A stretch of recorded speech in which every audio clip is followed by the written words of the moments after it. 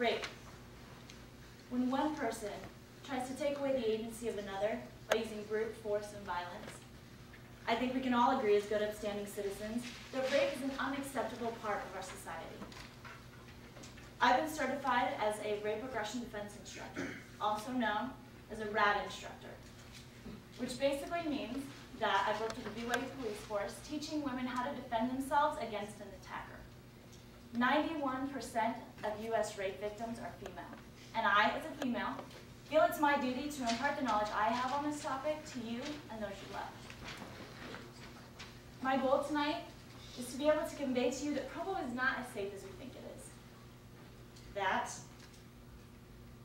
there's not only strangers that we need to be wary of, and there are resources here at BYU to be able to help provide safety for those of us that are women and for those women that we love. In the last 13 months, there have been 3 attacks on the Provo River Trail alone. Now you might be thinking, 3 attacks in the last year? That's not bad. I mean, this is Provo, it's a safe city, right? We live in the bubble, Happy Valley. But the Deseret News reported that 90% of Provo rapes never get reported. And an FBI statistical analysis said that Provo's forcible rape rate is at 0.93 times the national average, which basically means when it comes to rape, Provo is at the national average. So, how does this affect you? Well, what if it were your girlfriend, wife, mother? What if it were you? And how many attacks is an acceptable number for Happy Valley? I personally would argue none. So, you think you're safe. You only run during the day, and you stay away from dimly lit parks. But 2 out of the last 3 trail attacks happened between 3 and 4 in the afternoon, which basically leads us to the conclusion that the amount of daylight we have when running does not guarantee our safety. This also evokes the impression that the later it gets, the darker it gets, the more dangerous these streets become. But even if we put all this aside, in reality, only 2% of rape victims don't know their attacker. Now this may hit a little too close to home. It would not be uncommon for many of us to know someone that's fallen prey to this statistic. Working with the rape aggression defense class, I've heard many, many stories of dates going horribly wrong, of husbands beating and raping their wives. It even affects BYU Temple married college students. And as uncomfortable as this may be, it is a reality.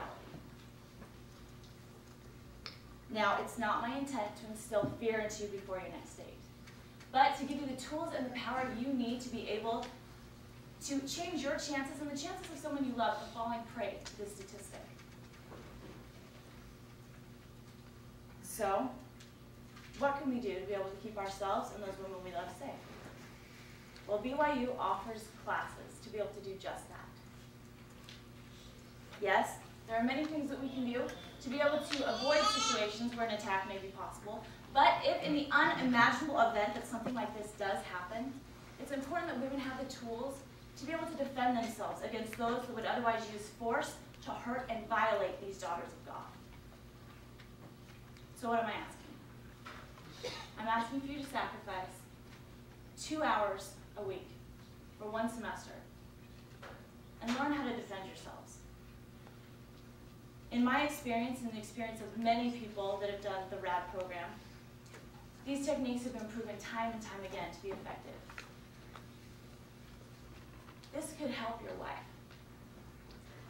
your daughter, your mother. This could potentially save your life. So in closing, I just want to leave you with an idea.